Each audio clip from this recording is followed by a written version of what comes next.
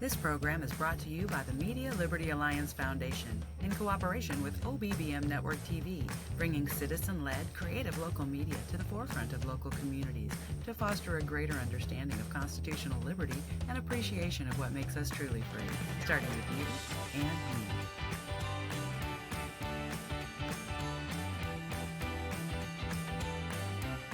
The Zach Rateliff Show is brought to you by Mortgage Financial in Texarkana, Exceed Health Clinic on Mall Drive in Texarkana, Elmwood Custom Goods, and Church on the Rock, Texarkana. That's churchontherock.org.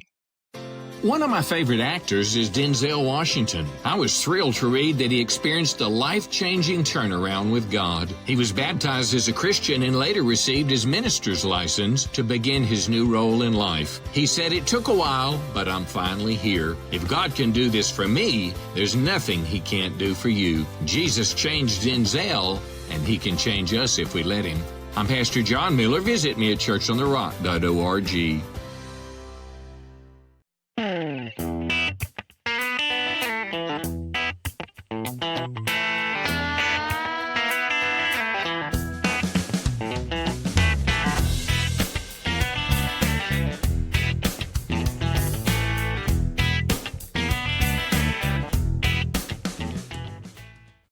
Hello and welcome to the Zach Rateliff Show. I'm Zach. This is my friend Tracy. What's going on, Tracy? I don't know, man. How are you doing? Man, I'm good. Thanks for coming in today. Yeah, thank you for having me. Means a lot. We hooked up 6 months ago at the hair salon, something like that, maybe longer. Yeah, it's it's funny because you were running in the Republican primary back when Fallon was coming through, and I was a write-in candidate. That's in that right. Same. So I kind of become familiar with you then. Yeah. And your dad does my hair quite a bit. Yeah. So yeah, we officially met and got connected about 6 months ago. Yeah, man, Fallon told me on that deal, I gave a knockout speech that day, and probably one of the best I've ever done. 22 solid minutes of raw. If current conservatism is lost in Texas, conservatism's lost in the country. Every word of that speech is still applicable today. Fallon came up to me afterwards. He's like, "Man, that was great. I've got it won in the first ballot, though." And I said, "What?" He goes, "I'm just letting you know I've already got the votes. It'll be good knowing you, working with you going forward." And I still do talk to Pat if he's in town or whatever. But but he's like, "Great speech. Yeah, I've already got this one. Maybe I'll use parts from it." Yeah, that's exactly the way it felt. But I mean, he treated with all the respect. But anyway, it's funny that a lot of people even that listen to the show don't even know about. I don't talk about that run very often. Man, it was educational. Same for me. I mean, I learned a lot through that, especially through the write-in process. Oh, I bet. Learning how to even make that happen was pretty cool. Yeah. Well, anyway, let you just kind of give your 3-minute elevator who you are, and then we'll kind of jump into some of these issues. Yeah. So, I'm Tracy Jones. I'm a father first. Yeah. Got 6 kids, 6 grandkids. Go ahead. My wife and a bunch of animals out on a farm in Little River County. Right. We moved out there, bought that place in 21. So we're about 5 years old on the ground out there. That's Arkansas for all of you that aren't from around Yeah, here. that's Little River County, Arkansas's Ashdown area. Uh-huh. And, of course, as you know, we moved from right down the road here at Quail Hollow Estates out of Rateliff, which we're very right fond down the of. road from my house. Yeah, we're right back home this morning. So, and the reason I say that is we've got I think we're short 10 states of listeners. So we got 40 states listening, multiple countries. So that's why I'm like, okay, that's Arkansas. We're right on the border, all the things. Yeah, it's kind of funny because, I found myself in this position of running for a judge in Little River County. Uh-huh. What I'm, some folks are saying, well, he's an implant, he's a foreigner. And I'm like, man, you eat at Chick-fil-A every day, right? Yeah, that's exactly right. So, I used to manage a bank in Ashdown, and I know what you're talking about. Ashdown, good people. But when I first got there, they're usually it was a different generation, but they would bring in those customers and they'd have me come out and meet them and shake their hand, and they're like, "Hey man, if you ever want to play ball here, you can't be seen as an outsider. People will move their money." And we were able to stop that. But I mean, you really had to So it doesn't surprise me that that's said. But, people want to feel like they're connected to somebody that's part of it. But with you having a farm and all that, I mean, you're bought in up there. Well, so our thing, yeah, absolutely. I mean, we sold out here and moved to Little River County completely. So we didn't just move; we moved our children. Right. So now they're having grandchildren who will be lifers in Little River County. Yeah. So we've got 2 new babies that are both born inside the Little River County region. So our family will be, although we're implants, our future generations will be lifers in Little River County. We love it there. Phenomenal area. The people are wonderful. We've had some issues, some headbutts and stuff since we've got there, but you're going to have that anywhere. But we truly love it. And, my heart's desire when all this kind of, the way I look at things, I'm kind of I wanted to be 2 minutes from whatever I do. Right. And so we kind of were that way up here. We could touch anything in just a few minutes, right, from the Red Lick area. But Shanda's heart's desire, it was really to have a farm and animals and horses and places for the kids to play, a pond to fish. And, she had this broader vision of a farm, which I really didn't get until 2021. I mean, I was kind of like, well, that's a lot. It is a lot, yeah. And it is a lot, but she spent so much of her life developing my heart's desire that I felt like, okay, let's take a look at this. There were some supernatural moments that set up for what we did when we made this transition to Little River County.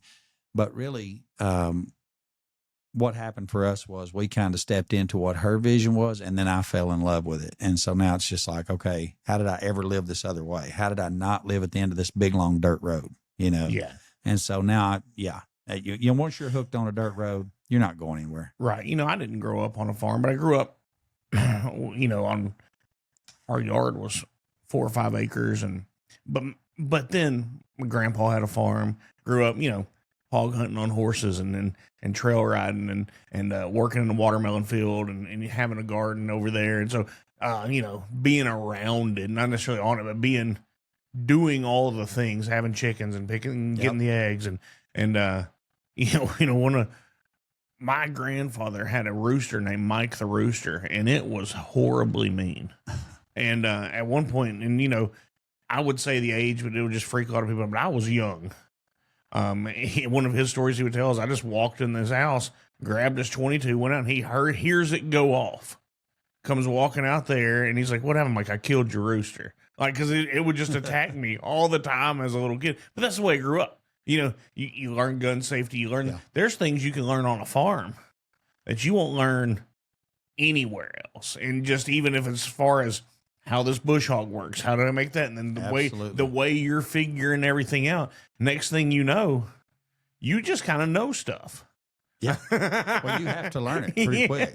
And the chicken thing's really cool because that's how I landed on the farm originally. I started researching Joel Salatin's model of pasture-raised poultry online, and then put that into action over here in Quail Hollow. So I've got 5 or 6 boxes, or what they call tractors, moving chickens.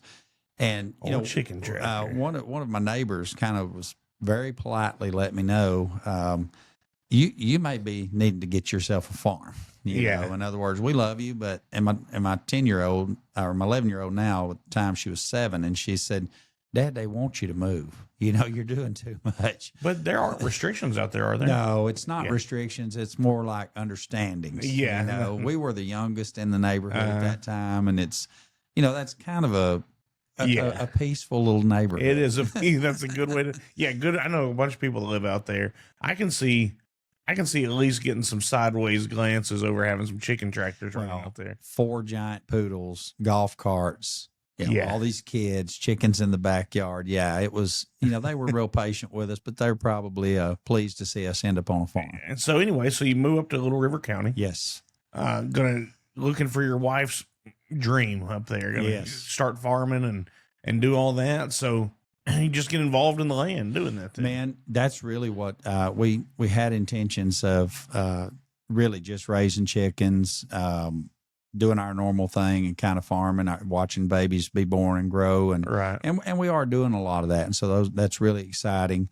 I didn't see the politic angle or being involved in the local politics as much. I kind of got thrust into that really, through this solar issue that's going on in our community. Right. Okay. So let's jump into that. And what is the solar issue jumping into Little River County? Yeah. So, 'Cause I only know about it through you. Like, okay. I've heard, I just don't pay attention up there. Honestly, Right. it is the honest truth is I don't know that many people up there. I mean, no, I know people up at Little River Country Club and, Right. so in the area, but I'm just not that connected with the area overall. So yeah, kind of lay that out for us. What's going on up there? Yeah. So last March, there was a public notice put out that, there would be a public meeting basically talking about this tax abatement for this industrial solar farm. Right. Now, when I think about solar, I've even considered putting solar on my well shed, to back up my well or whatever if we had an outage. I'm not even sure I'm against it. I think it's a great idea probably on your home to some extent. Right. So I had a little bit of trouble putting together what is, when you think solar, you just think solar. But industrial solar is something really different. Industrial solar is something that impacts an environment, a community, a neighborhood. And in our case, it was going to be 3,150 acres. That was going to be basically mowed down in the middle of our wilderness that we had kind of moved to. Now, one of the things that happened for us when we moved, and we had great neighbors in Quail Hollow. So but man, when we moved out to Little River County and you have to have somebody help you work on your bush hog or you have stuff you don't know, we were green. Right. And so you meet folks that can change your day and your life really quickly. Yeah. So those neighbors become really solidified as a community. It's times like that. And I told some of my city slicker type friends before that you don't understand how much you need to know a guy named Greg until you need a guy named Greg. That's exactly or Todd or Jennifer, Yeah. all of them. That's exactly right. So, once we kind of figured out what was going on, we alerted our neighbors. We said, look, there's something going on over here that could potentially be detrimental for us in our community because it was going to be built right in the middle of Oak Hill. In fact, it was being built about 50 feet, 60 feet from some of the neighbors' homes, Okay. and also from the local community church there. Okay. So we felt like the folks needed to know what it was, and we needed to all get educated real quick. And so that's really what happened. A whole community of folks come together. We took a look at this thing, and we were just like, look, there's a lot of issues with this. What do we do if this gets loose and gets into our water table? Our water table is about 12 feet out there. Right. So what happens if we get turbidity or we get sediment runoff, stormwater runoff? And we just started asking these basic general questions of what happens to us as a community. We don't have rural pipes out here. And at my home, there's no rural water. There's no city water. So you're dependent upon that well. And most of my neighbors are as well. So you get pretty picky about what's going on around your water source. Absolutely. And that's really where it started is we began to look at that. And then when I began to understand what the tax abatement piece was, it really kind of splintered my mind from, there's this philosophy that, a person should be able to build what they want on their own private land, and to the extent that meets state and federal guidelines, I actually agree with that. Yeah. So I think that's exactly how I feel. The problem though, is when you stop at the courthouse and you ask for a tax abatement, Mm-hmm. and then you want to use the Act 9 bond in, Arkansas, which is the mechanism they use to get these abatements. The law says that for them to do that, then the county has to take ownership of said farm. Now, let me ask you this. When we're talking tax abatement, that's my minute understanding of it is a tax abatement is the amount of taxes you won't have to pay. So a percentage of taxes not charged to whoever the owner is, correct? Yeah, so they're typically packaged in this deal called a pilot or a payment in lieu of taxes. Okay. And that payment in lieu of taxes would allow, in our case, for this for this end user to pay, which would be Little Ashdown Solar, a subsidiary of NextEra. Okay.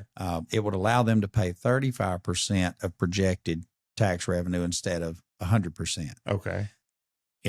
I'm not sure that I'm in favor of that. It doesn't create jobs. It doesn't do any of the things that the Economic Development Commission said that Act 9 has to do. So none of those things are happening. So it doesn't even fall in on that. It actually shouldn't even qualify for Act 9. But what they've done is they've taken this law that was developed and they've mutated it to where when we question the Arkansas Economic Development Commission, they say, okay, they're only using Act 9 in name only. So it doesn't have to fit the rules that you're bringing up, right? Well, why do you use it? Well, because they want to find a way to transfer ownership to the county. And that's what Act 9 does. It actually gives us the responsibility for that, $500 million solar field. So future maintenance, all of those type of things. What I see as the issue now, they claim that they'll take the future maintenance, and we're here to hope and believe that they will. However, if you look across historically, these things are typically sold after year 5, and then you get a new owner with a new set of rules. But what we're really more concerned about is the indemnification. So if they're indemnified for $1 million and we take a $5 or $10 million hit from a storm, which happens around and here. it does. And so, then all of a sudden the county finds itself in a really precarious position because we are the property owner. We do own the panels. We do own the inverters. And so the damage to those above $1 million, now we could have a gentleman's agreement per se that says, well, the company's going to do this, that. Well, we both know that companies disappear overnight. Right. And so if that company disappears, that falls into the hands of the county. Well, it's not uncommon for a tornado or something to run that river. No, sir. And so let's say tornado hits that 3,000 acre field right there. Or how many's developed so far? Well, I think they're at about 1,000 so far. Okay. So, that's not a little bit of land. 640, what is it? 640 acres to a square mile. Yeah, that's right. So, that's not a little bit of land. Well, and you're going to be adding radioactive heat producing elements to that land. So right. now part of what they talked about in the beginning, and which just blew my mind, was with the industrial solar, some of the things that their own sites tell you that you can look for. The Solar Engineering of America tells you that you could see, temperature increase for 2 to 3 degrees. You could see, wind burst. You could see precipitation load increase. Well, if you look those things up and put the definition to them, they actually call that climate change. That's the definition for climate change. So it's kind of weirdly a way that we are changing the environment. We're changing the climate with these. Well, if you increase the heat and decrease the water, that's it. So you're drawing in storms essentially with these things, and that's why if you take a short trip on YouTube, you have to search hard. You can take a short trip across YouTube, and you'll see these things have been hit with hail. They've been destroyed. You look on there, and there'll be 500,000 panels just busted all to pieces with stuff, and then. Not to be funny, but also quick trip on YouTube and I can find Bigfoot. That's true. But I just say it's there. You can, if you don't like YouTube, you can drive to Paris, Texas, because they got the same thing. Yeah, you sure can. So they've got a field busted right now that you can see from the road. Yeah. And so I guess our point is do we want responsibility for that? Do we feel like that there's enough benefit for the county? So we're not producing a job. Right. There's nobody getting a job. And that's weird too. So once they build them, they're just gone. Yeah, they're largely remotely controlled. Okay, see, I didn't understand that. Yeah. So what do they just put a Connex box out there in case you need an office, and other than that, or do they even have that? There is a Connex out there now, so I'm assuming that's what that would operate down. A small little office looking Connex thing. Yeah, probably about the size we're in here, maybe a little bigger. Yeah, and if somebody needed something, I guess you could come and use that office. But they do a ton of this stuff remotely. It's amazing how much remote work is done. I've got a buddy who flies crop dusters, but they're drones. Yeah. And he does it from his office, flying up in northeast Arkansas on those rice fields. Yeah. Anyway, yeah, it's crazy. It's crazy. So you've got that. You're there to farm. You're there to grow your family. But now here comes big solar. Yeah. Claiming they're going to use Title IX, not exactly sure that that's what fits. This activates you. Yeah. So when we got into Act 9, what they done by mutating this Act 9 is then they, in Arkansas, as we have a quorum court, which is kind of our legislative body. And then you've got the judge operating in kind of a split between an executive and a very limited judicial role. Right. So that's how you kind of form up your government. Right. So what we did as a community is we basically just hammered, we were wide open to our quorum court there, and we were saying, look, we don't want it. We don't want it. Right. And overwhelmingly, the people come out and decided we don't want it. Well, they go to the judge, and they're basically like, look, we're out. We're voting against this. The people don't want it. we don't think it's a great idea. We've looked at all the potential negatives for the little small increase of tax revenue that we're going to receive. Right.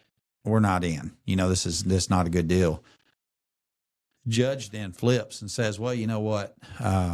Typically this judicial capacity that I have, which is limited for burying paupers and some of these Right. now all of a sudden that judicial capacity is going to allow me to bypass you as a legislative body and sign this $400 million bond all by myself. So just go around the court altogether. All around the court altogether. That seems scandalous. So I don't know that it is, but it seems it. Well, so we'll find out at the Supreme Court. So that's how far you're making it. Huh? So basically that was the point at which we were activated. It's like, okay, we're going to have to file a lawsuit. Otherwise, he's just going to run all over us, So we filed the lawsuit to question, does this guy have the authority to do this? That gets into the weeds of the industrial bond law. Well, what's crazy is when and this is going to be my issue with Arkansas Economic Development Commission. Okay. So the issue is you create these monstrous bills and then you leave these little bitty loopholes in them. Right. And then citizens like ourselves have to spend $100,000 or whatever and years of your life tracking down legal suits to fight minutia. Yeah, that's right. So, because they know they can outspend you. That's it. They can outspend you. And so they just build these things. And every time we vote one of these in, we're just losing freedom. Right. That's just all there is to it. Right. And so kind of what we did here was it got into the weeds of. Let me pause you. They're talking about doing a water district over here on the Texas side. And I had a guy sit in that chair last week named Fuzzy. And the funny thing about Fuzzy is, I bet you never met nobody named Fuzzy. And I said, no, but I know two guys named Catfish. and he goes, well, all right. and then we went on with it. But they're doing the groundwater development boards or something like that. And he's like, hey, these won't do. You're giving away your power right here. And so that's kind of what I'm seeing. Well, and all these things that are good for you. Yeah. Well, they're tools. Right. Yeah. So there are tools. I'm going to go with Fuzzy on this. It's funny because back when we were talking about Pat Fallon earlier, that's really one of the things that I kind of went after Pat the hardest about is that when he come out of that area he was in, he was building water districts. And so I was basically saying that was our big thing here against Marvin Nichols. You know, I made a big fuss and finally, I feel like we had a big part in getting him to roll away from that Marvin Nichols pursuit. Right. And so, it's still out there. Yeah, it's still out there lurking. But I mean, at the point he come in, he was fresh off of a water district in Frisco. Well, because he was in Frisco and Denton. He lived in Denton when he ran for R. He was building them. And so again, I'm gonna agree with Fuzzy on that. We need to maintain our control and freedom through. When you develop these boards, what you're doing is you can't elect these people. Right. They're sitting over here on an independent board. They're appointed. When an issue goes down, you just have it now. And at least with us, we have the opportunity to fight our government. Right. And which is exactly what we're doing in Little River County. So with Act 9, I'll tell you I won't go deep, but I'll give you a little bit on where we landed on that. So at the point that we get into challenging Act 9, we quickly realize that all the rules for the Secretary of State are out the window. Everything's out the window. So we're down now to this one industrial revenue bond law that is 14-164-201 to 209. So you got these subchapters, 9 subchapters to find your answers now. Okay. Every other safeguard that you thought you had through the AEDC and the Secretary of State, they just vanished. Because of Act 9? Because of the way they've manipulated Act 9. Okay. So typically Act 9 works as an economic development tool. Mm-hmm. We're going to talk more about some other economic development tools here in a little while, but it's been hijacked. And so because it's been hijacked now across the state of Arkansas, you have one law firm walking into these judges and saying, you can bypass the whole of the government. We'll work this deal together. Right. Right. So now the citizen doesn't get a say. The quorum court doesn't get a say. It strictly falls on one individual. I mean, it sounds a lot like the setting up of an oligarchy. It's exactly what it is. I mean, in everything that I've read, that's the way those things get kicked off, right? Well, and it's how it gets passed, right? Yeah. Because the people don't want it. Right. The quorum court wants to honor their constituents. Right. So you've got to do something with this layer of of folks here because they're not going to vote for it. Yeah. So if you're not going to do that, you have to find a way to give this one guy control. And then can he be incentivized to do something? Well, you would never know.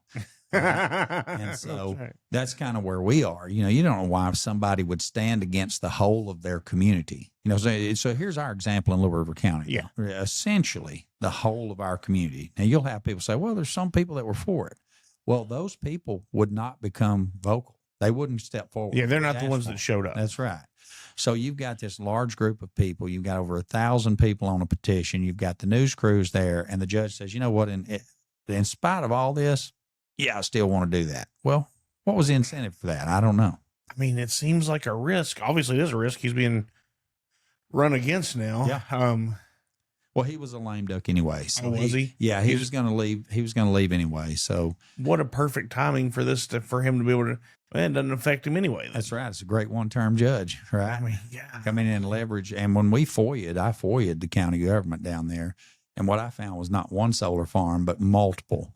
So he's always the case, right? Yeah, so he's looking to bring multiple in here while he's on his short one-term stay in the office. Why do you only go one term? Well, I'm assuming to change the county and then hit the road. You know? Right. I mean, I can only assume that, but it's like you're not going to come back next time after you've pissed off everybody in Little River County. No, you're so, yeah. I'm assuming he probably. What's the population of Little River County? You know that offhand? About 12,000. Okay, somewhere around the 12,000 mark. But that's 12,000 people that has a huge impact. And also, what happens in Little River County has a direct impact on where I live here in Texarkana, because where a lot of our water comes from. Well, there you go. And then the Red River comes through there, and, you know, that goes all the way to Shreveport. And, you know, I mean, them pulling water for this, which we can get into that if you want to, because that isn't even a side of it that we've gotten into is, okay, how's this going to affect the water table? Because like you said earlier, I had the thought when you said, it's 12-foot water table, because I saw someone talk about these data centers. They're like, hey, why don't we just put them underground? And then another person answered, because we got a 5-foot water table here. I mean, you can't. Yeah, we're too wet, you know, which is a good problem to have if you're going to start sucking all our water out of the earth. Well, that's right. But that's what Old Fuzzy said. They won't of our good water. Well, there is a this balance, you know. I don't know how quickly you want to transition to data centers. I'll finish up this little part on solar, and then we can transition to the water. Yeah, go to solar and the water, because I've heard you talk about water before we were ever talking about data centers. Yeah, so, and those are kind of largely connected. But with the solar, where we ended up and where we are now is in the wording 14,164,208, which is what they're laying their claim to. And once again, all these numbers, this is transcribed on, you know, OBBM. Yeah, Justia Law. Yeah, I mean, yeah, but you can go see all this, and even on the articles on the Hyperlocal Loop, it'll have it all transcribed on there too. Right, and this is out of Industrial Revenue Bond Law. I think it's formed in 1960. It was put out by the AEDC, and this tool was meant to create industrial development. You know, give them opportunities to develop these things. And again, it's a tool. I'm sure there's you know, Domtar is an example of how this has been used well for us in Little River County. Right. But it is a tool, and it can cut it. You know, it can. I used an example not too long ago at one of my meetings of a knife. Right. And, you know, kind of just put it up on the screen. And a knife is a tool. You hand it to a chef, you get a great meal. You hand it to Michael Myers, you get cut. That's right. And that's kind of the same thing with what this is. So the way Act 9 is kind of mutated into the solar development is that they, using 14,164,208, that heading says, and it may not be exact, but it's going to be real close, but it basically says a county may enter into these agreements for Act 9 upon the entry of an order of the county court. Okay. Now, so what we're then, if you go back to 14,164,203, it is the actual glossary of definitions, and in that glossary of definitions, you'll find the definition for county, and that county talks about that it's an entire county, whether it be an entire or a divided county. Right. And in Arkansas, what we've got 75 counties. 10 of those counties are divided counties, so they have two separate levying courts. Oh. And then 65 of ours are what's considered, in Little River County would be considered an entire county. I didn't think Little River was split. Yeah. So what it gets down to is that if you would need to have a levying court, whether you be an entire or divided, so that you may issue these revenue bonds. Right. So the levying court in 1974 was renamed the quorum court. So that's now our quorum court. It's a levying tax court. It's basically what it is now they're named the quorum court. So we're saying, okay, without whether we're an entire or a divided district, then we end up in a situation to where we would need a levying court to issue these revenue bonds, which is exactly what we believed in the beginning. Now, what's neat about the levying court or the quorum court, when they make an ordinance or a resolution, which is what was the original design for Little River County, I found it in the FOIA. So they had already drafted the resolution for our quorum court. Okay. They just didn't get a chance to read it aloud and pass it before the people caught it. Oh, so they're just trying to slide that in, read it out loud. That's right. Well, typically in our meetings before this, you got 3 or 4 people. Right. So nobody's at the meeting. So they just read Same this. thing's happening in Bowie County. Now. They're having to use the other courtroom. That's it. Yeah. So they just slide this thing in. And once it's in, then the judge would have really had control. But what happened was, in between them developing the resolution and getting to that meeting to approve it, the people caught on to what was happening. No, I'll hold up here. And then the quorum court was like, nope. We're out, right? Yeah. So basically what would have had to happen was they would have had to pass that resolution. So we challenged to say there's been no quorum court vote. As a matter of fact, the quorum court actually voted against this publicly. They passed a moratorium trying to stop it for us. But what happens is when the quorum court in Arkansas doesn't pass a resolution or an ordinance, you lose the right to referendum to petition. So you lose your voice as a people, because if the quorum court passes an ordinance, no matter what that ordinance is, we have an opportunity for 30 days to referendum that with a petition. But since it didn't pass it, that's nothing to referendum. And we learned this at a circuit court level, because as soon as the judge bypassed them and signed it on his own, we went ahead and filed a referendum to petition because it was so unheard of what had happened. Yeah. Well, in circuit court, the judge pointed out, well, you don't have any legislative action here. And we're like, yes. You have individual Well, action. we're like, that's our point. There's no legislative action. We bypassed our quorum court. So she kind of just said, well, maybe, but because you don't have it, I can't give you this petition. So then they took our election down. And so we were trying to press it out to a local election, let the people decide. Yeah. And so instead of that, they fought to take that down. And then now we're headed to the Supreme Court to try to determine. So you went from circuit court, and then the next level is Supreme Court? It is Supreme Court. Okay, so there's no in between. Well, it goes to the appeals, but largely because it's a constitutional issue. It goes straight to the Supreme. We're already involved with the Supreme Court because it's going to go straight to them, yeah. Okay. Because that's essentially what this is going to come down to, is a constitutional decision. Does the judge have the right? And what the circuit court has approved, or what they've ruled, is that the judge would have universal authority or unilateral authority over Act 9, Amendment 55, and Amendment 65. So essentially, we don't really need a quorum court if that's the standing law in Arkansas. Judges can just do whatever they want to do. And that becomes the oligarchy real quick. And I think that's what they're pushing for. And if you look at what they're doing at a state level, where they're really trying to phase out local politics, they really just want a point man in each county. That's exactly that would fit that model pretty good. Well, we saw it here in Texarkana on the school board election. We got a good guy won it anyway, but it's that not very many people are involved with local politics. Yeah. And once they get used to you not being involved, the man, whoever's holding you down, whoever they are, they don't want you in it. They do not. I mean, it's just nobody wants to be questioned. No one wants to be, and so I can see that. I can feel I get it. You're going to get some major pushback on this. And it's all the way to Little Rock for us. I mean, I'll make this little point and we'll move on to water. But even what we have seen is, like, when we were asking out to our state rep to we need an opinion from the Attorney General. This is a constitutional issue. Well, no opinion was coming forward. And when the judge decided he would sign this, we really weren't left with any option except to file a lawsuit. Right. Well, then it turned into, well, if you file a lawsuit, then the Attorney General won't give an opinion because there'll be litigation, and they're not going to give it, right? Well, you're right. They shouldn't be able to. Yeah. But 4 days before we walk into circuit court, the attorney general gives an opinion in favor of our county Well, judge. of course. Yeah. So that's where this whole thing is. It's just really meant to kind of silence the people's voice. Where's the governor's office on this?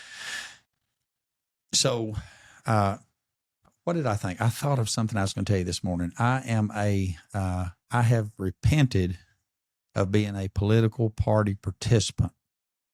Now that's big. If you'll just chew on that a minute, I have repented of all this. Understand. So I am a common sense candidate. What I see at the governor's office is that I believe they are largely promoting industrial solar and data into rural areas. Uh-huh. And I'm just going to tell you essentially what that boils down You to. take that. We'll get it later. Okay. What that gets down to is it is a war on rural America.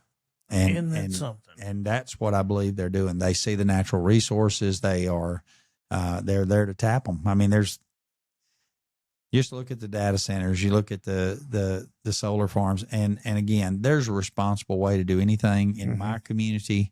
I've got industrial solar, maybe 50 feet from a neighbor's home. Right. So think about what that does for them on a typical day with the smokes, the fires, the noise. And just to be clear, for those not from this area, which are a lot of people listening, Ashdown and Little River County, not against industry. I mean, you got a paper mill. I mean, that's how people are making a living up there.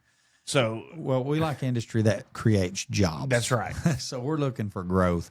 There's no growth here. The only development and the only money that will happen here is for a very small amount of people at the top.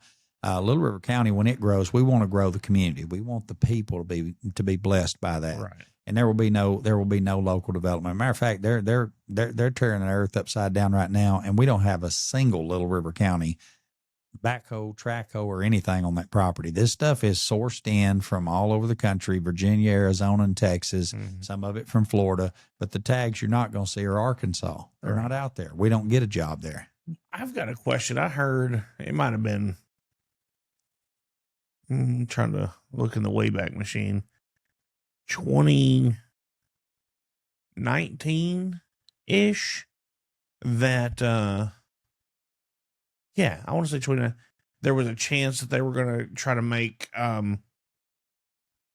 do some widening of the river and bring it on up to being navigable all the way up to Ashdown and put a port right there on the railroad. Is that even still in the cards, or was that just kind of a hope this happens type deal? My understanding of this, and this is a good one, Zach. Okay. Because I just learned something recently about this.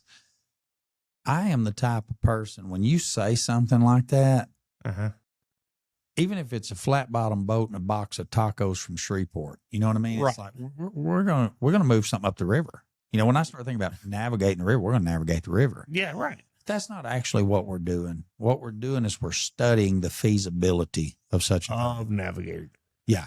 Okay. So what we done, we just finished a 30-year study for the feasibility, and it's not to say we won't do it someday. Right. And the graphs and stuff are great. I went to the showing of that.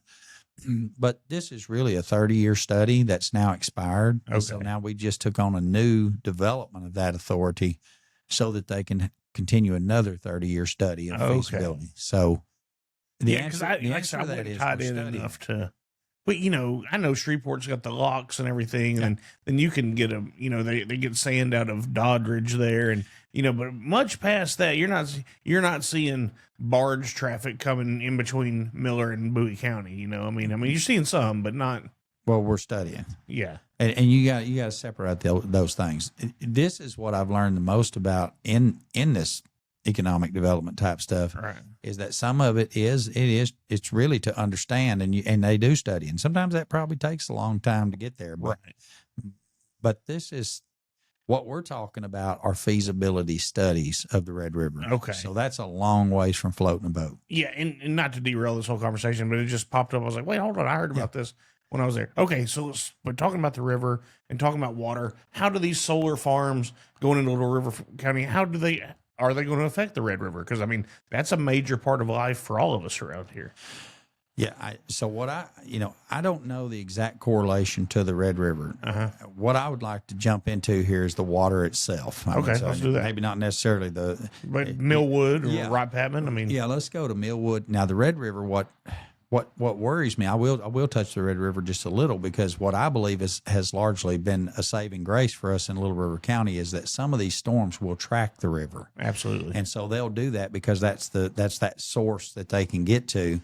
And I believe that laying this heat shield over in the middle of Little River County, or potentially 5 of them, the Red River may not be such a blanket of protection for us anymore, because those storms will be seeking that humidity and change in that atmosphere. You know, it's interesting you say that. I've always, especially right here, for some reason, my daughter will be 11 this year, but for some reason, she just developed a fear of tornadoes at some point years ago. And I don't know where, I'm not a storm nut. I'll sleep. I always believe the Holy Spirit's going to wake me up if and one time he did, like, hey, get in the closet, and we did, and the trampoline got blown over, and the neighbor's air conditioner got taken out from next door. And I mean, but just generally, I depend on Holy Spirit's going to put me where I need to be, and he'll let me know. And some people might think I'm crazy for that. No, it's not a bad idea. But that's how I roll. But I would always talk about, maybe we're in between 2 rivers right here. Right. You got the Sulphur to the south and the Red to the north. Most tornadoes are going to track. And I mean, it's every now and then one will break out in between the rivers, but I mean, primarily they're going to track those rivers all the time. Yeah, we're in a safety net due to the rivers, and of course for us on up the way there is Little River, so we kind of got that concept going on. But that would be the way I would see the Red River might play into this, is that it's going to just change the natural flow of things, because we're introducing something big and new into the environment. Right. Water wise, as a whole, solar is kind of married to data. So, okay. And it's in more ways than one. I think I sent you a video. If you got a chance to look at that, you'll see that I watched the 9-minute one last night. And that was a big ask. I appreciate it. I'm glad you sent it that way. I kind of know. Yeah. Well, now I just know enough to be dangerous, Well, and it's crazy because I had to, everything I do gets way out here. So I had to trim that thing down. I had a 31-minute video. They're not going to look. They're not going to watch that, No. So I did trim that down to 9. But what you see there in about the middle of that clip is, they're explaining that we really want this solar for the tax credit. So it helps them to marry and gain some of these tax credits from using this green energy. Mm-hmm. These are all back part of those Green New Deal type stuff. And so they're kind of married to each other. And so what I see the solar doing is it really brings in the data development. And okay. So, even, I know you've got data going on in Miller County now and Bowie County, but, sure. 3 or 4 weeks back, I uncovered an ordinance in Little River County where we were passing noise ordinances for data centers. So you might guess if we're passing ordinances, you might think we might be looking that direction too. Uh-huh. So for us, you get a data center right next to a solar farm, and then there you go. And so it's an easy marriage. And if you look around a lot of these places, they're usually pretty, they'll be pretty close in proximity. They like to really build as close as they can. So, well, is that just because the infrastructure is already there and it's easier to tie in? I mean, it has to be super simple. Or maybe property owners are willing. Well, in our case, so 3,150 acres, they back down the solar. They're going to compress the solar array. Now, we're still getting the same solar array, but it's going to be compressed into 1,000 acres. Okay. That leaves 2,100 available acres. That's already bought? Yeah. That's perfect for a data center. They're leased, but same concept. Yeah. So it's 2,100 acres. You look at the thing on Miller County, I think they announced it'd be a 2,700 acre data center. So, the numbers fit pretty close. And the Miller County one, from what I'm understanding, the Texas side ones in Bowie County are looking to be medium to small data centers, where the Miller County one looks to be scaled to be classified as the smaller end, but large AI data center. So It's going to be pulling more of everything than any of the other ones. Yeah. I mean, what they call it, hyperscale, I think. Again, to the water, how does that impact the water? Right. So most people, and you touched on it a little bit ago, but most people don't realize the extreme dependency that Texarkana has on Little River County water. So Millwood largely feeds the Texarkana market. We've fed the big part of Texarkana, Arkansas for years. And then I think in 2017, when they passed that joint use agreement, now it can come all the way into Texas. Well, and for anybody around here, if you take Highway 71 to Ashdown and just look on the side of that bridge, there's That's right. I don't know the diameter of that pipe, but was it 8 inches, 12-inch pipe right there? It's a big one. Yeah, that's your drinking water. Yeah, anything that size just qualifies as a big one. Yeah, that's right. So, right now I think that thing's passing. I've heard, we've talked to the Southwest Arkansas Water District. They've talked about 13.5. Some other folks have said 18 million a day. We'll just settle on 15, round different million gallons a day. Figure. But if we're moving 15 million gallons a day, Texarkana has actually reserved 100 million gallons a day out of Millwood. Now that's on paper. We know it's never been seen, so we don't know what that looks like to push 100 million gallons of water. But what we do know is when you start to develop 4, 5, 6, 7 data centers or however many they're going to develop here, each one of those things taking 4 or 5 million gallons a day apiece. Well, now you're going to get to experience what that 100 million gallons looks like. I mean, even if we did 60, let's say we don't even tap the full 100, but we need 60 million gallons a day to fuel all this stuff. Well, you're talking 4 times what you're using now. What does that look like? Now, here's what I've been told. I mean, that's a lot. 4 times a lot. Here's what I've been told as far as the data centers. Now, I try to play this as intellectually honest as I can, because I see a lot of benefits from them, but it scares me. I've been told after the loop is closed, or have I read it? I've either been told it or read it. I can't remember which one it is, honestly. After the loop is closed, you'll look about the yearly usage of 4 to 5 3-bedroom houses. We'll go back to YouTube. Okay, yeah. We talked about Bigfoot. Yeah. This really is a lot like Bigfoot because what happens is you can read reports from different professionals, and it's like it's all over the board. It can be anything from 4 million a day to 4 million gallons a year to this is as much as a city. You got as much as 300 homes, as little as 3 homes, right? Yeah. The answer is that there's not an answer. Well, and I want everybody to think about this too. If you're not on a well, if you're in the city, just look at your water bill. It'll have on there the gallons you're running a month, so that you can put all this into real life perspective of. And I looked at mine the other day, but I can't remember what it was, but. I mean, you can see how many gallons you're running, and it's, 10,000 a month or something like this. Yeah. So when you start thinking about 1 million or 2 million or 15 million or 100 million, I mean, that's a lot of water. So there's a story, and this one is not a YouTube story. It's not a Bigfoot story. So in Georgia, when they were turning on a data center, they didn't have the meter prescribed correctly. And so this thing turns on and runs a couple of weeks, and they come back and they realize this data center has run 30 million gallons of water in a couple of weeks. That's a real story. Yeah. Okay. So my point is there are ways of deductive reasoning to understand these are millions of gallons a day, even in a closed loop system. They're going to pick up glycol, and after a couple of rounds, they're going to do what they call a blowdown. They're going to push that poison water right back down into the groundwater or into a receiving bin like a Red River or Sulphur River. Right. And then they're going to have to go at it again. So that refill, basically. Yeah. So the closed loop system, the best I can tell from their own experts, talks about a 20% decrease in the amount of water needed. So if you needed, so it's a great thing. I'm not saying it's not. It's a tool. But let's go on a 10 million gallon deal just to make that easy. There you go. So if it decreases it by 20% so now you only need 8 million gallons. Right. That's the point. I mean, so that's still 8 million gallons. Let's call it big. We go back to big. Big is a lot.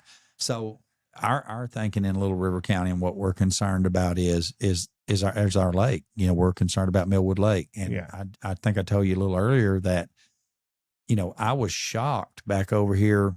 Man, I guess it's been 2 or 3 months ago now, but we're riding through the middle of Ashdown, and Ashdown looks about the same every day. Right. And man, I start rolling through, and good grief, there's every kind of fishing rig you can imagine, big trucks, $100,000 trucks, $150,000 boats. Yeah, man, big stuff. Yeah. And I'm just like, man, where's all these boats going? Well, we're going to now have a fishing tournament. A national professional fishing, TV stuff on television is happening at Millwood. Nobody knew. Because it was supposed to be out here right back. There you go. So the reason we didn't know is because it wasn't for Millwood. It wasn't announced for Millwood. And now we still had a great turnout because people could see the boats, Right. But People are probably more excited about it in Millwood than they would have. I mean, in Ashdown than they would have been in Texarkana. Dude, we were stoked. I mean, Shannon and I went both days. It was amazing. To go to the weigh-ins. Yeah. It's really cool. They do some pretty good fish. I can't remember what it seemed like. They were on the lower end for whatever reason. Millwood has some decent fish. They have some big fish, but I just think these guys were maybe geared for Patman. Right. Yeah. So anyway, long story short, I started asking, why didn't we announce this? You know what? Gosh, we should have had this on every store, And they're like, well, we weren't supposed to get this. This was supposed to go to Wright Patman. And I'm like, what happened? And they're like, the water levels were too low. So this idea of, do we have enough water? You and I have talked about the Marvin Nichols Reservoir and what we were doing back when Pat Fallon was here, the whole water district, Fuzzy's theory. We're going with Fuzzy's theory on everything. Fuzzy's on it. I mean, you should in there. You should watch that episode. You'd probably take a lot away from it. I mean, he's working on it. At this point, I have to meet Fuzzy. Yeah, we can do that. Fuzzy's on it. Yeah. And so you'll have to make that connection. I can do that for you. But really what we're talking about is that, we don't have enough water to float the boat, literally, for the fishing tournament. But now we're going to use up this reserve water from the lake we do have. And then what happens when we start pushing this water to all these data centers? And again, we don't know that we can provide you 100 million gallons a day. It's just what you've agreed to. It's what we've agreed to. But yeah, it's never been done. No. So let's say we did that. Okay, let's do. I wonder if our infrastructure can even handle that kind of pressure. So I think this is the issue 4 piece, because I don't think the infrastructure can handle it, but I think that's what this issue 4 is about. The issue 4 is going to be about developing infrastructure to help us develop, be able to handle this load. Okay. That's what I think that partially is. That's good to know. So that may transition us. So water, we're concerned about water with data, with solar, with all industrial development. And the reason is because, even when we talk about, you hear about power behind the grid. They're bringing their own power behind the grid or off the grid or whatever. When that's the construction they've started over here in Leary, is that they've started on the power plants. Yeah. And so what do the power plants need? Oh, yeah. They need water. Right. So now you're talking about water in a whole different setting than you're even talking about a data center. Right. So we need data to cool the CPUs. We need data to run the power. I mean, water to run we need water for both of them. Water to cool the CPUs, water to cool the engines on the power plant. So it's just, these are large amounts. I mean, you just have to know these are large amounts of water that are going to be expelled.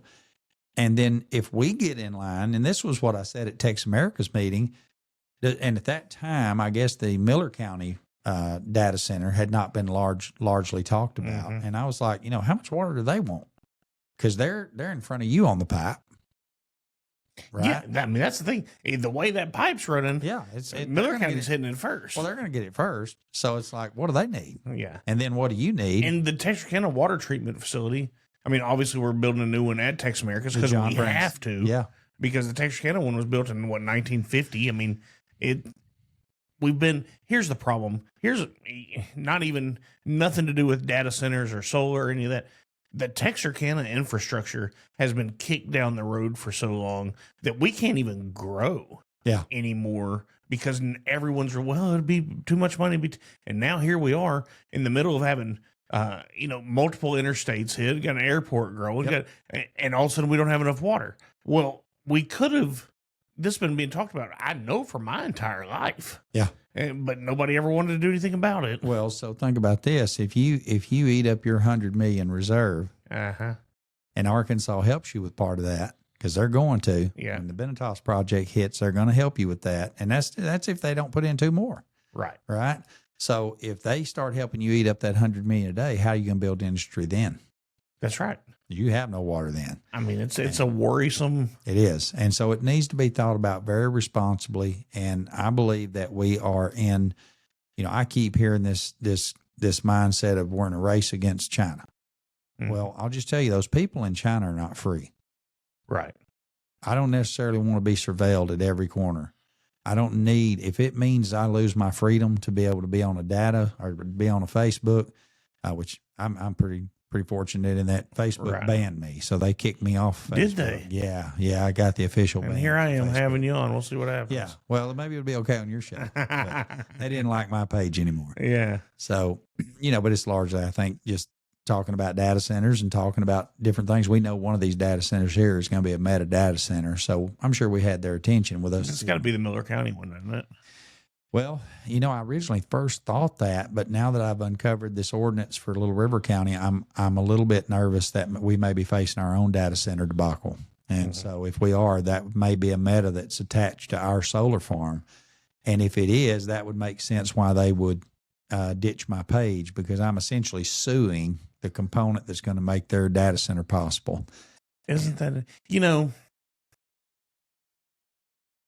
what people don't understand, even with, my show, we've got 100,000 downloads a month or something. And I'm proud to have it. Thank everybody for listening. Yeah, that's awesome. And growing. But, on the scale of things, it's not, there are a lot bigger shows. Now we're growing, but if you think they're not listening, they're not paying attention to even the small shows and even the small pages, 100% you get picked up and it's known what you say. Yeah. Well, and really, I mean, I was shocked when we got the written response. We had a right to appeal. We appealed it, and of course the appeal went nowhere, and we were still booted. But what they talked about was we just weren't a good community partner. And I had to sit and really digest that for a minute, because it was like, first you're just angry. 20 years, our children's pictures, everything you could imagine, just poof, it's just gone. Yeah. And I think we had 8 or 10 ministry pages and whatever else attached to that. And it's just out of there. So it's like, that was like, boom, you've been slapped, Right. But, as we sit and talked about it, man, my wife kind of, the farm element again, kind of on the front porch on the farm, you're talking, and you're like, well, she said, you don't want them in your yard. Right. Yeah, that's what you're doing. You're fighting to keep them out of your backyard, And I thought, we are not a good community partner. Yeah. And so we're just not. And so we've decided that we won't go back to Facebook. But, we still, it's funny. When there was a life before Facebook, Yeah, and I'm finding some of it again. It's really crazy. I mean, Right. the time that I'm finding, the opportunities, and I'm certainly not telling everybody to go drop Facebook, but there is a life. I mean, my family's still around me. We're still doing, we'll Right. probably go back to putting pictures in photo albums now, which is something that we should have been doing, because we become too dependent upon their platform, their Right. cloud. Like I told my wife, I said, we need photo albums again. Yeah. We need to be able to invite friends over. They're not looking at every second of our life, but we can visit over dinner and show them some of the highlights of our life. And the same for them. Right now we've lost that concept. And so you just watch it in real time. That's good. That's good. Anyway. All right. Well, tell me about this running for judge. When's all this going down? This will happen November the 3rd. Yeah. And so you're already through the primary. well, so I run as an independent candidate. Okay. And so I'm calling myself a common sense candidate. Yeah. And I really, like I told you, I'm a repentant Republican. Yeah.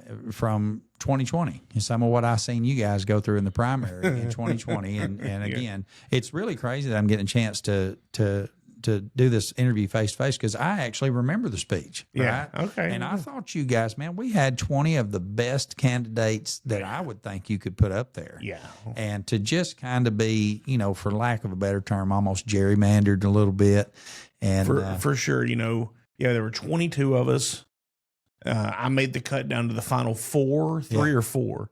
And so Pat didn't say his piece till after we got down to till we cut the nuts out of it. And it was just, it was me, Pat, and guy out of Rockwall, not, was it Ross? Something, anyway. And one other guy, but Colonel Allen West was one of them. Oh yeah. He was there. I mean, there were some heavy hitters. We had some great candidates. And to that point, when Ted came down, Ted Cruz, and met, you talk about hurting you. I mean, that's what hurt me. Idolized this dude, man. That's what hurt when me. he come down and done the whole limo trip with Pat, and wine and dine the super delegates. I was just like, oh my God, our process is broken. Man, I was the same way. So, because it was the guy out of Rockwall who had been John Ratcliffe's, chief advisor. Why can I not remember his name? I can't either. He's kind of a bald headed guy, wasn't he? Yeah, and he was there. Super fit type. Uh-huh. Yeah, I remember him. And thought he had it. Yeah, me too. But I propositioned all these precinct chairs and stuff from Bowie County saying, hey, if you'll just go with me, we'll split this thing. Then we can have some control as to where this district goes. Right. And I just needed enough. If I could have pulled Bowie County. Yep. And then sent it to a second ballot, then we could have had some negotiating, some, hey, what are you going to do for our area as politics goes? Because that's the part I'm interested in. Not one of them. I was nominated by a lady not from Bowie County. I was seconded by a guy not from Bowie County to even be an official candidate. Yeah. So they wouldn't even nominate me. Now, also, during the, going around the district and politicking and speeching and debating and all that, I might have said that there were some people in the county that were lacking of courage. Yeah. And, you're kind of like Jesus in his own hometown. Yeah, no man's prophet in his own hometown. That's right. That's exactly right. And so, that kind of came back to show up. But yeah, once Uncle Ted showed up, oh, it was over. And Pat took everybody to breakfast, and dude, I mean, Ted Cruz shows up and he's going to take you out with him. It's over. I mean, you have the greatest speech ever. It's not. Wasn't nothing you could do, and I thought you should just handed it to Pat. I didn't have. He bought it. I mean, yeah, that's right. And I saw then the way it would go, and then even I just ran for precinct chair again here and won this election, but due to redistricting in Texas, that was taken away, so still didn't get a spot. Right. And I just thought, I'm going to learn my lesson. I'm just going to talk about it and understand that I know what happens and just not do that anymore. Yeah. So anyway, your election's November 3rd. Yeah, November 3rd. I'm running as an independent candidate. And again, back in 2020, I made the decision that, when I seen what you guys went through, I kind of went into that write-in mode first because that was that was a constitutional opportunity for me.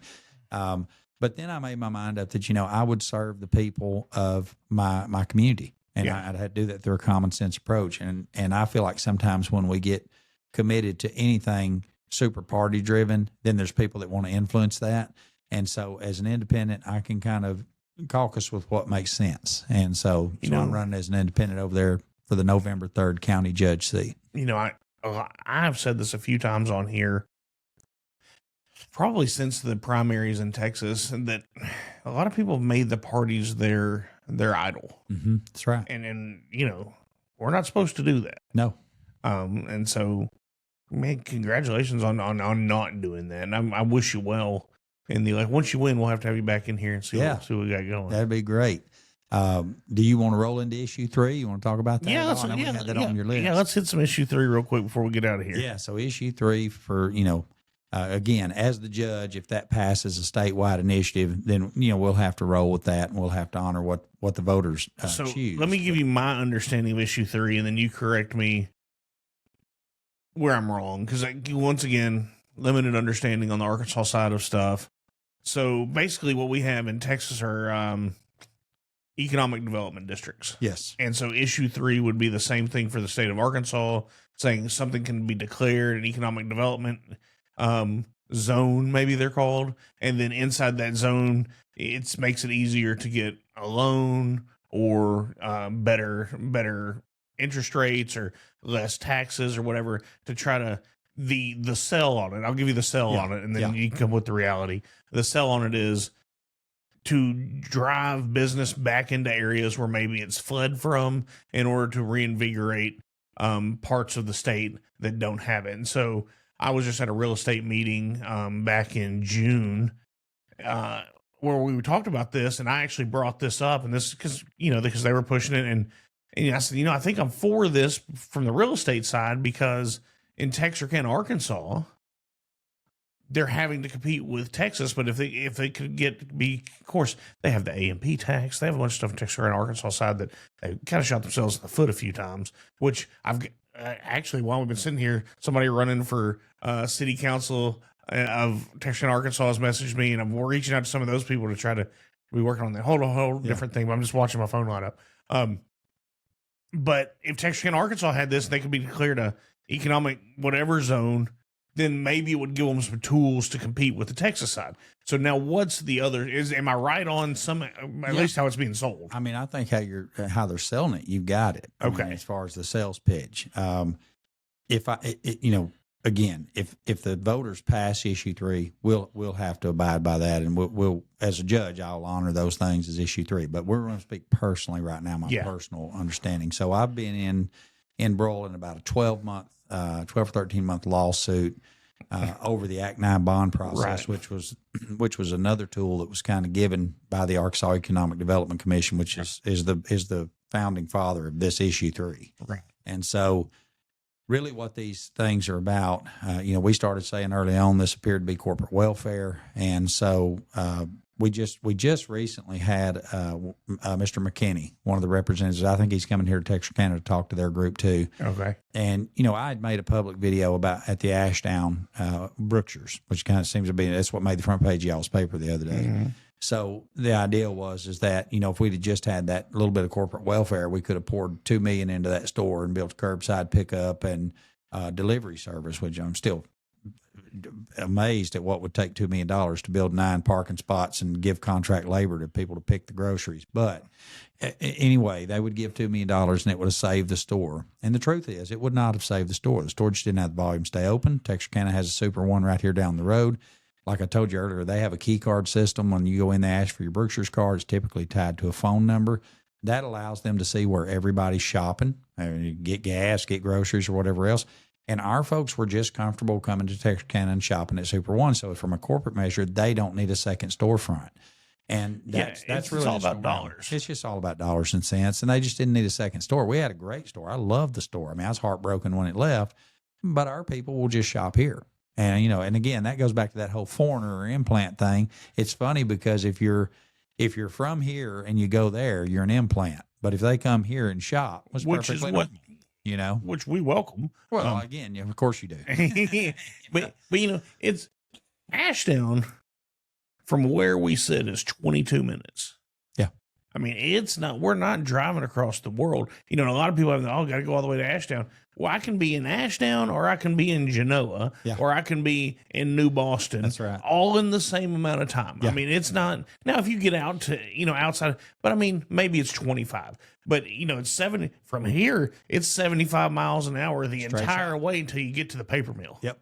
And then you're there. Yeah, I'm in Texarkana every day. I mean, it's just a natural. I think it's a natural flow for everybody. We're really all just kind of one big metropolis. We're just a suburb. I mean, honestly, we are our own place, but everything's a suburb of this metropolis here. In DFW, you would wish to only have to drive 20 minutes. Yeah, that's right. That's right. You're going just 20 minutes to get to McDonald's. And dude, we're in a perfect spot because the traffic's better and the whole 9. Yeah, y'all are. Issue 3, the big issues that we have with that, when Mr. McKinney was here, I talked about, right now the citizens of Little River County are, and you guys too in Bowie County, you're fighting. I don't know what your issue is over here, but with the data centers, people are fighting this stuff. People want their voices heard. So what Act 9 does for us, we're already fast tracked to the point where the people are having to fight. We're having to spend tons of money and tons of time just to catch this thing. And what I said to the rep that came here, I said, I believe that your issue 3 will accelerate Act 9. Mm. And he says, it absolutely will. I said, and I mean, I've got this on video. I said, so what you're talking about is issue 3 will make it easier for you to develop data and large scale industrial and win. And he says, yes. So at that point, I'm just against issue 3. Yeah. And that's because we're the victim of an industrial solar farm in our neighborhood. So call me biased, But at least you're honest about it. Yeah. And the tool for, here's another piece of that. So I've got a buddy of mine that runs flower shop. Another question we ask is, okay, he's got a flower shop. Mm-hmm. He's paying 100% of the taxes and 100% of the property taxes. You bring in an FTD model and you stick it next door to him. And you use issue 3, and now they're paying 50% sales tax. What does he get? And we said, how does he compete? The representative said, well, your quorum court would have to go together and pull some money together and form a grant to give to him so that he could compete. Well, we can't buy a spare tire in Little River County, so we're certainly not going to underpin his shop. Right. So it really, what it will do, honestly, for small communities like ours, I'm not saying for Texarkana, Arkansas, it might not help, but largely, can you support another Chick-fil-A on Arkansas side? No. Can you support an HEB on Chick-fil-A on Arkansas side? No. You can't support those things. So what's happening is he's coming here. Mr. McKinney's going to come here. I've seen the slideshow 3 times. It's great. Now, you're in real estate, which is kind of neat, because what he's going to sell is he's going to have a chart that shows Texarkana in 1989 and Texarkana 2020. Yeah. Okay. I lived here in 1989 and protested this development that's going on over here in the middle of our city, right? So he's just, look at all the buildings, look at all the stuff that's here. I said, what's the vacancy rate? Oh, and on the Arkansas side? On Texas side. Oh, yeah. Yeah. So commercial, just because you've built billions of dollars of commercial real estate doesn't mean it's utilized. That's it. I mean, look at the hospital situation. That's it. So that's what we told him. Just because you build it, all you've done is you've taken out wilderness, you've taken out natural resources, you've taken out these things to create these concrete jungles that we really don't have a need for. Right. Do we need all that space over there? Well, it's obviously we don't. I mean, not the middle part of it. I mean, the perimeter, they keep it, but the middle, I mean, there's nothing there. It's a lot of land. Yeah. And the old dairy farm over there we were talking about? Yeah. Yes, sir. A lot of development right there that sits empty. So my point is, just because you're building buildings is not a key to success. My ideal for Little River County would be is that we learn as a community that instead of, and I said this to somebody yesterday, instead of using the Brookshire's closing as an opportunity to promote corporate welfare, and I want to make this point, when he came, he said, some of you have said this is corporate welfare, and you are right.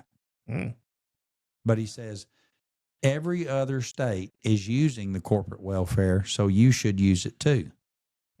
Now, I'm not even going to go anywhere. Everybody else jumping off the bridge, so you got to. I was going to let you do it. Yeah. So, to that point, it is corporate welfare. Now, what I would rather the people of Little River County, and I'm going to speak specifically for Little River County because that's about as big a scope as I think I can handle. Yeah, okay. But for the county, what I feel like is best for us is to use something like Brookshire's to help our people understand that if you want things in our county, you got to shop in your county. We got to support our county. And the other thing that I think, and this is going to be far out there, but sometimes a corporate model closing can inspire local business owners to open up. What I would rather see the legislature do than working on issue 3, I would like to see them spend their time creating new laws inside the USDA, because we can't grow tomato, lettuce, and all these things in Little River County and eat them at a local restaurant. Right? So they've got laws in place that don't allow us to grow our own food and feed it to our own citizens. Right. In an agriculture society. Well, we would be much better off, rather than bringing in corporate welfare and a bunch of new corporate models. What if we spent our time working on redeveloping some of those rules that said, hey, you can go out here and all this land that you have, develop your own lettuce that you can eat safely, sell it to the restaurant locally. That's a big deal right now, too. Dude, and now you're eating your own tomatoes, your own lettuce, your own onions, your own beef. It doesn't have to come from Guatemala. We don't have to truck it all over the country. You are growing your own food, and we're going to make some ways for you to be able to do that. What a novel concept. Yeah. I mean, that builds industry. That's economic development. That's the lady who has 15 acres of land and no ability to build a Chick-fil-A, but she can grow a garden. Now she sells produce to the local restaurant. She's built economic development. She needs 3 kids to help her with that garden. They all have a job now. So these are the kind of things that I would be interested in seeing our legislator work on, not more corporate welfare. There is no free money, Zach, and that's what we're hearing. Take it from you and me. Well, I'll tell you, we're hearing this. You just wouldn't believe. Every time we show up, this is just free money. It's not costing anybody anything. I'm 51 years old. It's costing somebody. Yeah, I've never seen such. So, well, man, that's good. Okay, somebody wants to support you, know more about you. How do they do it? Man, we've got the Tracy Jones campaign page on Facebook. So it's not my page, but it is a public page that people have put up there. And I think it's Tracy Jones for Little River County Judge. Okay. And really that's the best way to do it. I don't know that we even have a website. Okay. But Little River County's small, so we're, but yeah, you can go to the Tracy Jones. The Little River County Concerned Citizens is something that I kind of founded, and from time to time, if they develop a video for me on TikTok, they will air those on that Facebook page. Okay, cool. Right. Well, Tracy, man, I appreciate you being here. Yeah, man. Thank you for having me. Keep us in the loop. All right, everybody. I hope God blesses each and every one of you today.